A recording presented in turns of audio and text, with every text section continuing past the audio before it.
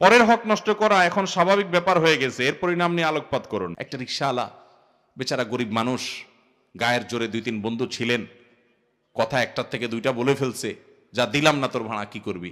বেচারা ফেল করে চেয়ে রয়েছে, চলে গেছেন, কিচ্ছু বলে নাই। সেদিন হাজির হয়ে যাবে, একজন মিস হবে না। কোথায় কোন জেলায় করেছেন সব হাজির হয়ে যাবে। কোন বাসের কন্ট্রাক্টরকে ধরে ধমক দিয়েছেন, গালি দিয়েছেন, ধাক্কা দিয়েছেন, বেচারা কিছু করতে পারে নাই। আপনারা 4-5 যুবক কলেজে পড়েন, গায়ের জোর আছে, ধমক দিয়েছেন, চেয়ে চেয়ে চলে গেছে, কিছু বলতে পারে নাই। কিয়ামতের ময়দানে তাকায় দেখবেন সব হাজির হয়ে গেছে, একজনও বাদ নাই।